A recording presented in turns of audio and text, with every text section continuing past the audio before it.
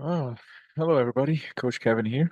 Today I'm going to talk about defending third. So the moment is defending, the area field is defending third, and more specifically, we're going to show you guys a 2v1 overload strategy to defend the throw in defending third.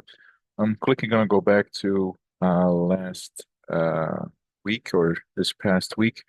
So yesterday we had our first session, and we focused on a small-sided game. So basically the how we would defend the throw in and going from 1v1 where we deny the turn to a 2v2 and a 3v3 progression type of play where you actually hit those specific coaching points on the how. And because it's a small sided 2v2, 3v3 type of setup, you can actually have a lot of stop and freeze moments and a lot of coaching points that you can tackle during the session. So let me just open it up from yesterday. This one is a session from yesterday. I'm just going to let it play. So the warm up here on the left-hand side, you will see that it was basically we try to mimic and mirror the game situation. It's just a throw in and it's a 2v1 with an end zone. Your coaching points for the defender is obviously the speed, the angle of the press, and when they win the ball back, a little acceleration to space. Your progression here was a 2v2 with the winger coming from behind the ball, which is for most teams your current behavior where the starting position from the winger is kind of wrong. So yesterday we tried to tackle our current behavior and try to fix it. And then today we're going to focus on our desired behavior, on what our wingers should be doing in order to be successful to defend the throw-in. So here again, see the winger coming from behind, so I want to lock him on one side here. So he had a couple of coaching points from the 1v1 and also for the winger for their angle of approach and the angle of the press. So that was yesterday. Um, so today we actually have a half field space. So the setup is a goalkeeper plus the whole team, meaning your back four, your midfield three, and your three forwards. So it's a 4-3-3 game model that we have. And obviously the attacking team also plays in a 4-3-3. These are the two center backs. You have your left back, your right back is six, a triangle in midfield. And we're going to show and mirror a throw in where our primary players are our left back and our left winger. So if we open up that tactical pad here. So I'm just going to let it play for now, and then I can touch base when it restarts. But right off the bat, you can see that our winger is actually a primary player that is able to create that overload for 2v1s. But let's take it from the top here. So obviously we have an end zone uh, halfway, which could mimic your attacking transition from your team. But here's a long ball. We win the ball back. Ball goes out of bounds. And then right there is a 3v3 situation. It's actually a 3v4 with a thrower. So the winger needs to drop back so we can actually create the overloads here for a 2v1 situation. Anywhere the ball carrier will throw the ball at, it's a 2v1 situation. So if they throw it square to their center mid, the 11 can uh, shift over to create a 2v1. If the throw is played to the center forward, the 11 can actually create that overload as well. And obviously, most likely 90% of the time, that throw is just going down the line anyway. So the 11 can play with your left back, left wing, a 2v1 situation against their right winger. The tactical pad also shows that the only possible outcome if they do it right is the ball throwing down the line and they bounce the ball back as a wall pass, and then you can go into your 1v1 defending coaching points that we did yesterday on the speed of the press, the angle of the press, your body shape of the press. So the whole idea here is that you try to create overloads, and your winger needs to drop back to create that 2v1. If it's a down the line throw, so it's called a defensive trap. Obviously, once the ball is moving, you want to be aggressive on winning the ball back because you have that 2v1 situation here. And you want to keep him on one side. That's why you lock him down on one side. So your chance of success increase tremendously there. So that's the session for today. Luckily, we have a a half field space, so we can actually mimic and mirror that specific game situation. So obviously, I showed left side throw in.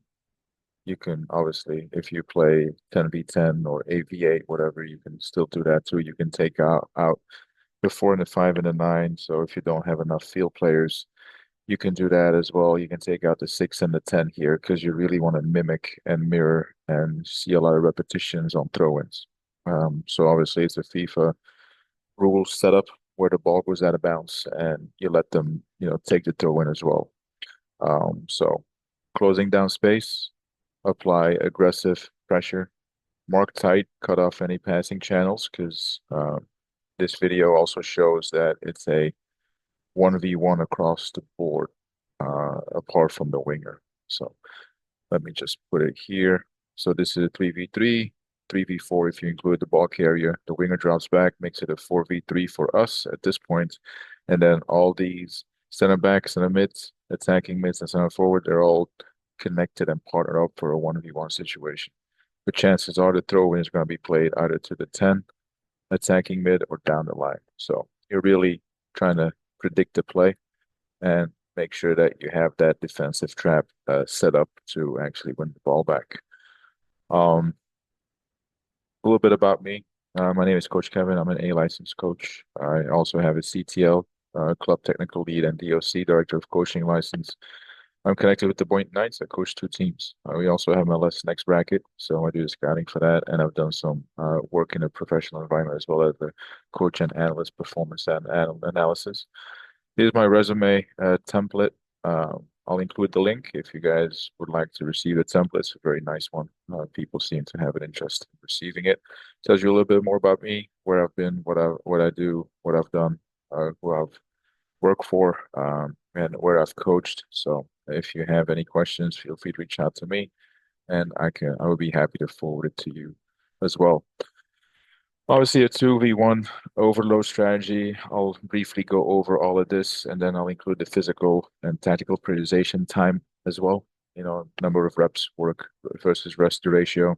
So your main principle is you want to build pressure on the ball by preventing the opponent to progress the play forward, and you want to force them into your defensive trap, meaning you create the overload so you actually have the +1. Sub principles for a throw in, obviously, you want to prevent the switch. You want to lock them on one side. So you want to overload on the ball side to have that numerical superiority, the 2v1. You want to control those passing options. So obviously, the short throw ins are the more successful ones, high percentage throw ins. So you really want to make sure that your winger is on his toes and focused, disciplined, and hardworking and aggressive to win the ball back in order to force the play into your defensive trap that you actually set up. Key coaching points. Obviously, we're focusing on the 2v1 overload here where the winger must drop back. So this is very essential. Your primary player is the winger. All the rest of your defenders and your midfielders is going to do what they're supposed to be doing by going from zonal to man marking. So if you create the 2v1 overload, most likely you're going to force the play down the line, and then the funnel and the filter will close, and then they have less time on the ball. They put their head down to look at the ball. They don't see their supporting players anymore, and that's your cue to actually win the ball back. Obviously, in defending, you want to make it compact, keep it compact. So you also want to deny those central passes in order to prevent the switch of play. So, but that's just secondary players where your midfielders and your back four. That's just a team tactical principle.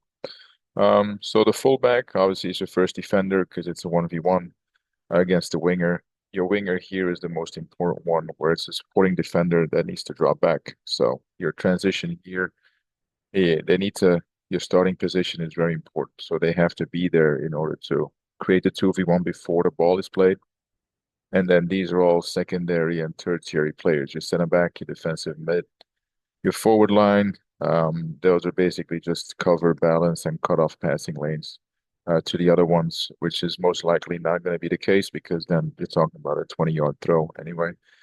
Um, this is just a mindset where they have to be aggressive to win the ball back, obviously. This is a big one, common mistakes and how to avoid them. Obviously, your winger not reacting quickly enough if he's too slow to drop back.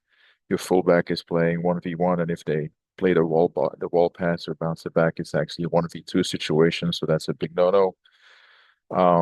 Leaving the central channel open, that's actually for your secondary players, your midfielders, if they do not shift over. they can actually throw the ball centrally, and obviously central area is a big no-no. So to recap, main principle, we build pressure on the ball.